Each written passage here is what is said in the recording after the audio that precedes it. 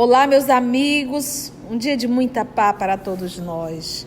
Hoje, exatamente 4 de março de 2022, e estamos nós reunidos para estudarmos o livro Obras Póstumas, de Allan Kardec. Iniciamos a semana passada estudo sobre a natureza do Cristo.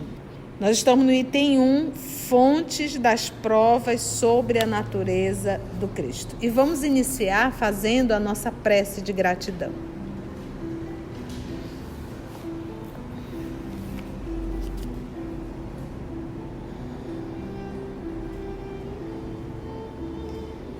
Divino amigo Jesus, amor de nossa vida, muito obrigada, Senhor, por mais um encontro, por mais esse momento de estudo e esse encontro contigo.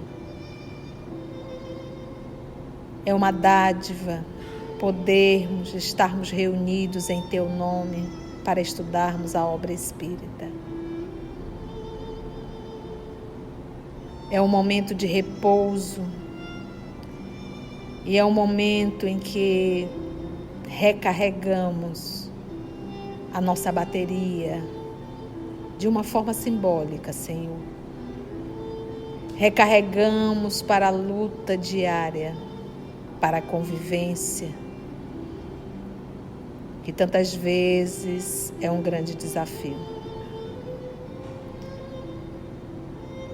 Nós pedimos, Senhor, a Tua proteção, o Teu amparo, que os nossos amigos espirituais que aqui estão possam nos inspirar, nos conduzir e amparar a cada um de nós, segundo as suas necessidades físicas e morais. Te rogamos e te pedimos a permissão para iniciarmos mais uma vez o nosso estudo. Graça te damos, Senhor, que assim seja.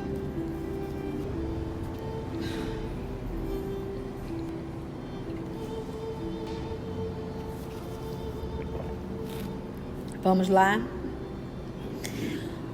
Os autores sacros nada mais conseguiram do que girar dentro do mesmo círculo, dar a sua apreciação pessoal, deduzir consequências de acordo com seus pontos de vista, porque a fala de Kardec do nosso estudo anterior é tudo que se fala do Cristo, a origem é o Evangelho. Então nós temos que estar baseado no que está nos 4 Evangelhos. Lembra que aqui nós não tínhamos nem Humberto de Campos e nem Chico Xavier ainda reencarnado para trazer os detalhes de uma obra Paulo Estevo ou de uma obra chamada Boa Nova. Então, para aquela época, o que se tinha eram os 4 evangelistas. E mais, ele diz, cada um tinha sua opinião pessoal, com seus pontos de vista. Comentar sobre novas formas e com maior ou menor desenvolvimento as opiniões contraditórias. Como todos pertenciam ao mesmo partido, viram-se obrigados a escrever no mesmo sentido, quando não nos mesmos termos, sob pena de serem declarados heréticos. Então, alguém ia discordar do que já estava escrito pelos pais da igreja? Em hipótese alguma. Sob pena de serem declarados heréticos, como foram Orígenes. Vai aí, Orígenes foi um teólogo, filósofo e é um dos padres gregos. Ele nasceu no Egito, em Alexandria, em 185 e desencarnou em 253 da era cristã. Como foram Orígenes e tantos outros, naturalmente, a igreja só incluiu no número de seus pais os escritores ortodoxos do seu ponto de vista. Somente enalteceu, santificou e colecionou aqueles que a defenderam, ao passo que repudiou os outros e destruiu os seus escritos tanto quanto lhe foi possível. Você vê que o professor Allan Kardec aqui não está aliviando na crítica. Ele está criticando uma igreja católica meados do século XIX. Ok? Vamos entender o texto dentro do contexto daquela época. Havia pouco tempo que tinha finalizado a Inquisição.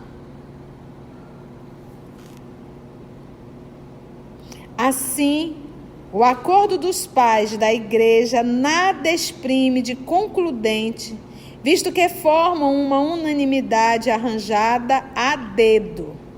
Olha as anotações do professor Allan Kardec. Lembra que o título do livro é Obras Póstumas, tá? Talvez ele nem viesse a publicar, mas eram as anotações dele. Assim, o acordo dos pais da igreja nada exprime de concludente, vou repetir, visto que formam uma unanimidade arranjada a dedo, mediante a eliminação dos elementos contrários. Eliminava. Se fizesse um confronto de tudo que foi escrito a favor e contra, seria muito difícil dizer para que lado se inclinaria a balança. Então, o que o Kardec está dizendo? Do jeito que teve gente a favor, escrevendo conforme a igreja queria, tinha muita gente escrevendo também contra. Mas o que a igreja fez? Apagou. Isto nada tira ao mérito pessoal dos defensores da ortodoxia, nem ao valor que demonstraram como escritores e homens conscienciosos. Sendo os advogados de uma mesma causa e defendendo-a com incontestável talento, haviam forçosamente de chegar às mesmas conclusões. Longe de querer desmerecê-los no que quer que fosse, apenas dissemos refutar o valor das consequências que se pretende tirar do acordo de suas opiniões. No exame que vamos fazer da questão da divindade do Cristo, pondo de lado as sutilezas da escolástica, anote, por favor, escolástica, é um método ocidental de pensamento crítico e de aprendizagem. Então, é um método ocidental de pensamento crítico e de aprendizagem, com origem nas escolas monásticas cristãs, que concilia a fé cristã com um sistema de pensamento racional, especialmente a filosofia grega. Isso é o que eles chamavam de escolástica. Então, no exame que vamos fazer da questão da divindade do Cristo, pondo de lado as sutilezas da escolástica, que só serviram para confundir em vez de esclarecer, apoiar-nos-emos exclusivamente nos fatos que ressaltam do texto do Evangelho e que, examinados friamente, conscienciosamente e sem espírito de partido, facultam todos os meios de convicção que se possam desejar. Então, aqui o professor, ele já justificou por que ele não vai citar A, B, C ou D. Primeiro, ele vem refutando. Quem eram os pais da igreja? Aqueles que anuíam e que concordavam com tudo que a igreja fazia. E que muitos textos não foram publicados, foram excluídos, porque a igreja não concordou. E nós sabemos que ela dominou durante séculos e séculos. Então ele diz, aqueles que escreveram, de duas uma, escreveram o que a igreja queria e escreveram a sua opinião pessoal. Exatamente, mas o que o professor está dizendo aqui? Para eu falar da divindade do Cristo, eu não vou citar nenhum pai da igreja. Eu vou me ater aos 4 evangelhos, porque os pais da igreja apenas leram e foram tirando as suas ideias. E o Kardec está dizendo, eu vou me dar o direito de também refletir no material básico que foi o deles, porque se nós conhecemos o Cristo Jesus, foi através de que texto, gente? Novo Testamento, os 4 evangelhos. Então aqui ele já está se justificando como um excelente pedagogo e escritor, literato. Eu não vou citar. Então não é porque eu não conheço. Tanto é que ele citou só Orígenes. Eu vou dizer para vocês por que eu não vou citar. E vou estar refutando aqui a divindade do Cristo pelos evangelhos. Estamos juntos, gente? Então é a introdução do texto que ele vai escrever. Ora, entre esses fatos, não há outros mais preponderantes nem mais concludentes do que as próprias palavras do Cristo. Palavras que ninguém poderá refutar sem infirmar, ou seja, enfraquecer a verdade, a veracidade dos apóstolos. Não tem como. Então você quer dizer o quê? Que o apóstolo escreveu está errado? Pode-se interpretar de diferentes maneiras uma parábola, uma alegoria, mas afirmações precisas, sem ambiguidade, repetidas 100 vezes, não poderiam ter duplo sentido. Ninguém pode pretender saber melhor do que Jesus o que ele quis dizer, como ninguém pode pretender estar mais bem informado do que ele, Jesus, sobre a sua própria natureza.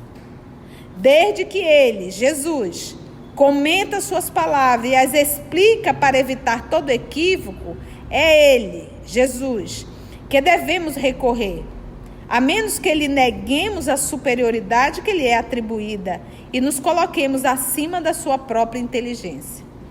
Se ele, Jesus, foi obscuro em certos pontos, por usar de uma linguagem figurada, no que se refere à sua pessoa, não há equívoco possível. Antes de examinar as palavras, vejamos os atos. Aí ele pegou o item 2, os milagres provam a divindade do Cristo. Você percebe a linha de raciocínio e lucidez do professor Allan Kardec? A firmeza da fala deste homem, a lógica, a construção. Então, no item 2, nós vamos para os milagres provam a divindade do Cristo.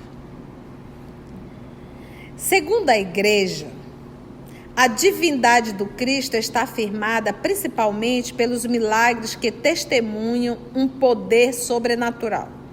Esta consideração pode ter tido certo peso numa época em que o maravilhoso era aceito sem exame. Hoje, porém, que a ciência levou suas investigações até as leis da natureza, há mais incrédulos do que crentes nos milagres, para cujo descrédito contribuíram bastante o abuso das imitações fraudulentas e a exploração que se tem feito dessas imitações. A fé nos milagres foi destruída pelo próprio uso que fizeram deles, o que tem levado muitas pessoas agora a considerarem os do Evangelho como puramente lendário. Então, aquela época estava se vivendo o período de um alto ceticismo, de uma revolta muito grande contra a religião, por conta do período da Inquisição. Enfiar aquilo goela abaixo, como diz Mainha, a divindade de Jesus, os milagres, e sem um raciocínio, sem uma ciência, e a ciência já tomando uma proporção e dizer, não, isso é impossível. Não era assim que nós iríamos comprovar a divindade de um Cristo. Não dessa forma que a igreja estava tentando enfiar a goela abaixo. E que o povo estava totalmente descrente. Então imagina você acreditar que tudo foi criado em 7 dias. 7 dias de 24 horas. Que Adão e Eva iniciou tudo. Que existe o inferno, um capeta, um cão, Satanás, seja lá o nome que você prefira. Não dá. A própria igreja, aliás, tira dos milagres todo o alcance como prova da divindade do Cristo, declarando que o demônio pode fazê-los tão prodigiosos quanto Jesus. Ora, se o diabo possui tal poder, torna-se evidente que os fatos desse gênero não têm caráter exclusivamente divino. Se ele, o diabo, pode fazer coisas espantosas, capazes de seduzir os próprios eleitos, como poderão simples mortais distinguir os bons milagres dos maus? Não será de temer que, observando fatos similares, confundam Deus e Satanás? Dar a Jesus semelhante rival em habilidade é grande falta de cuidado. Mas, em matéria de contradições e de inconsequências, não consideravam as coisas com muita atenção, numa época em que para os fiéis seria um caso de consciência o fato de pensarem por si mesmos e discutirem o menor artigo que se impusesse à sua crença. Eu não vou parar assim para comentar, porque o texto é Kardec comentando mesmo. Então, basta uma leitura bem interpretativa mesmo, que a gente consegue acompanhar. É como se Kardec estivesse aqui conversando com a gente. Pelo menos eu sinto assim, né? Não se contava, então, com o progresso. E ninguém imaginava que o reinado da fé cega e ingênua, reinado cômodo, qual o do bel prazer, pudesse ter fim. Gente, ele é muito corajoso para escrever tudo isso, olha. O papel tão preponderante que a igreja se obstinou a atribuir ao demônio teve consequências desastrosas para a fé, porque o povo acabou ficando incrédulo. Porque na Idade Média eles utilizavam para atemorizar os seus adeptos Satanás. A imagem, porque foi a igreja que criou esse ser com chifre, rabo, olhos vermelhos, rosto de um animal, né? O tridente, o próprio inferno, o fogo, um buraco que cai, que não para de cair nunca, e que você queima sem queimar. Era algo assim aterrorizante realmente, para provocar o medo, tal qual você faz com uma criancinha. Venha para dentro, senão o homem do saco vai te pegar. Vá dormir, senão o bicho papão vai aparecer. Então você tentando fazer com que o outro siga a tua orientação, mas colocando ali o medo. Então, obviamente, a partir do momento que houve uma evolução da ciência, a intelectualidade foi desenvolvendo, isso já não era mais aceitável. Isso já não tinha como a mente daquela época, a mente daquele grupo, anuir com isso. Antes era um domínio total, Tarcísio. Hoje não mais. Então ele diz aqui, o papel tão preponderante que a igreja se obstinou a atribuir ao demônio teve consequências desastrosas para a fé. À medida que os homens se foram sentindo capazes de ver com seus próprios olhos, depois de ter sido explorado com êxito durante algum tempo, ele se tornou o enxadão posto no velho edifício das crenças e uma das principais causas de incredulidade. Pode-se dizer que a igreja, ao tomar o demônio por auxiliar indispensável, alimentou em seu seio aquele que se voltaria contra ela e eliminaria os fundamentos. Outra consideração não menos grave é a de que os fatos milagrosos não constituem privilégio exclusivo da religião cristã. Não há, com efeito, religião alguma, idólatra ou pagã, que não tenha seus milagres tão maravilhosos e tão autênticos para os respectivos adeptos, quanto os do cristianismo. E a igreja se privou do direito de os contestar, desde que atribuiu às potências infernais o poder de os operar. Então, se acontecia dentro da igreja, foi o Cristo que fez. Se foi fora da igreja, foi Satanás que fez. Nós vemos ainda hoje, quando se fala quando se fala de espiritismo, da comunicabilidade, quando se fala da autenticidade das comunicações, sempre tem um que pula e diz, é o demônio, que se disfarça e é inteligente e sabe te envolver. Então, isso é uma repetição do que a igreja fez. Se não é da nossa forma, é do demônio. É vero? No sentido teológico, O caráter essencial do milagre é o de ser uma exceção aberta às leis da natureza. Exceção. Não aconteceu porque era um milagre, é só aqui. Isso não pode mais acontecer. E, por conseguinte, inexplicável por meio dessas mesmas leis. Desde o instante em que um fato pode explicar-se e se liga a uma causa conhecida, deixa de ser milagre.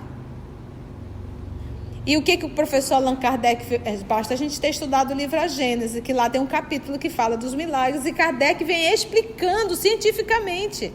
Então deixou de ser milagre. Jesus não veio, como ele mesmo diz, para derrogar a lei, ele veio para cumprir. Não só a lei, falando da lei dos profetas, mas ele está falando das leis que regem o universo. Nada do que Jesus fez foi sobrenatural, tem explicação. Pode não estar ainda no nosso domínio, mas que é natural, é. As aparições, hoje a gente estuda, a gente vê as aparições dos espíritos. Nós hoje sabemos sobre o toque e a cura. Nós sabemos hoje que a matéria, esse amontoado de células, em verdade tem origem no fluido universal. E que Jesus, obviamente, o Cristo, sabia muito bem utilizar o fluido para recuperar qualquer matéria. Então ele não estava derrogando, ele sabe administrar isso. Então ele diz: as descobertas da ciência colocaram no domínio do natural muitos efeitos que eram qualificados de prodígios, enquanto se desconheciam suas causas. Mais tarde, o conhecimento do princípio espiritual, da ação dos fluidos sobre a economia geral, do mundo invisível dentro do qual vivemos, das faculdades da alma, da existência e das propriedades do perispíritos, facultou a explicação dos fenômenos de ordem psíquica, provando que esses fenômenos não constituem, mais do que os outros, derrogações das leis da natureza, mas, ao contrário, decorrem quase sempre de aplicações destas leis.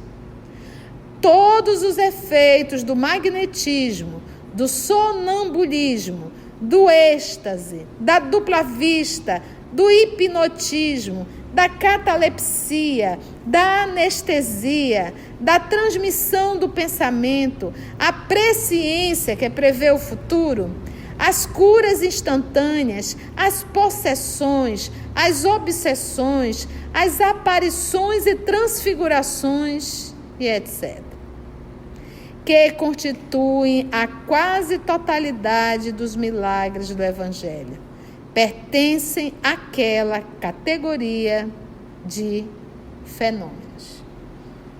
Então é um fenômeno, mas não um milagre. Um fenômeno da natureza. É comum? Não, mas é um fenômeno. É raro. Fenômeno da natureza. Acontece, mas é raro. Está compreensível?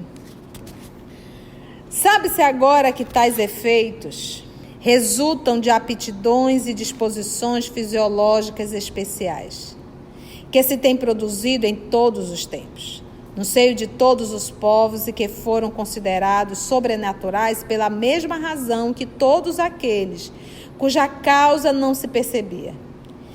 Isto explica porque todas as religiões tiveram seus milagres, que não passam de fatos naturais, porém ampliados até o absurdo pela credulidade, pela ignorância e pela superstição, e reduzidos agora ao seu justo valor pelos conhecimentos atuais, que permitem se destaque deles a parte devida à lenda. Então, agora todo mundo sabe. O Espiritismo veio, por isso a terceira revelação. Nós tivemos médios aqui no Brasil que faziam cirurgias com cortes, sem anestesia. Qualquer cientista ao lado ficava boquiaberto com aquilo.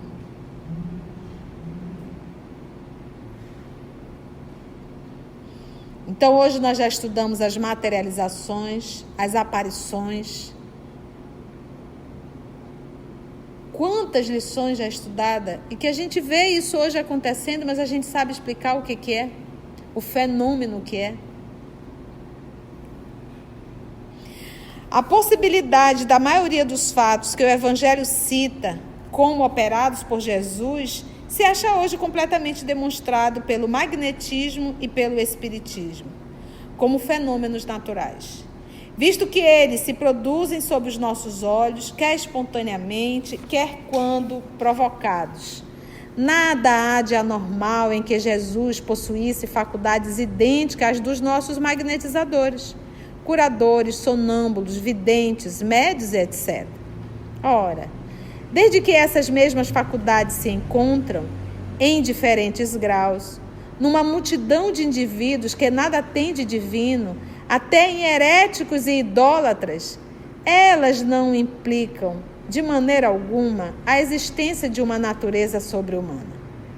Se o próprio Jesus qualifica de milagres os seus atos, é que nisto, como em muitas outras coisas, ele devia apropriar sua linguagem aos conhecimentos dos seus contemporâneos. Como poderiam captar matizes de uma palavra que ainda hoje nem todos compreendem? Para o vulgo, para o povo, eram milagres as coisas extraordinárias que ele fazia e que pareciam sobrenaturais, naquele tempo e mesmo muito tempo depois. Ele não podia dar-lhes outro nome. Fato digno de nota é que se serviu dessa denominação para atestar a missão que recebera de Deus, segundo suas próprias expressões, embora nunca se prevalecesse dos milagres para se apresentar como possuidor do poder divino. Tanto é que ele ensinava aos seus discípulos para também realizarem as curas. A gente vai ver isso na obra Paulo Estevão, o Estevão, fazendo cura. Aqueles sofredores que iam à casa do caminho, identificavam no Estevão o continuador do Cristo. É preciso, pois, que se risquem os milagres do rol das provas sobre as quais se pretende fundar a divindade da pessoa do Cristo. Vejamos agora se as encontramos em suas palavras. Então, ele disse assim: não refuta a divindade do Cristo apenas vinculada ao milagre. Primeiro que não é milagre. Porque milagre é algo que não é natural, que não está dentro da lei. Então Kardec já mostra que está dentro da lei. A gente pode até não saber fazer, mas que está, está. Por isso outros fizeram. Obviamente que não com a intensidade de um Cristo Jesus, porque ele é um conhecedor, ele sabe manipular, ele sabe reconstituir. Você tem noção o que é reconstituir um leproso, como se chamava na época? E hoje nós chamamos ranceniano, que graças a Deus já tem cura, mas naquela época não tinha. Você imagina o que é você pegar alguém que nasceu cego e você recuperar a visão de um cego?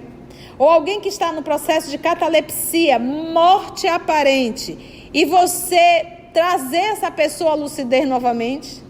Você tem noção que é você estar aqui e saber o que está acontecendo a quilômetros de distância? Entende, gente? Isso a gente chama de faculdades mediúnicas. Foi bom? Antes de orarmos em agradecimento, vamos ouvir algumas considerações da tia que destacamos neste estudo para a reflexão dos ensinamentos. Vamos aos destaques da tia?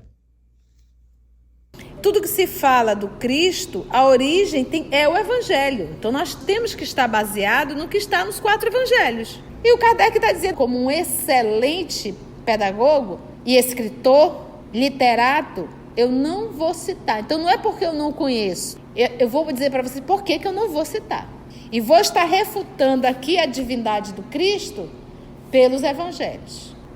Lembra que aqui nós não tínhamos nem Humberto de Campos e nem Chico Xavier ainda reencarnado para trazer os detalhes de uma obra Paulo Estevão ou de uma obra chamada Boa Nova. Então, para aquela época, o que se tinha eram os 4 evangelistas. E mais, ele disse, cada um tinha sua opinião pessoal.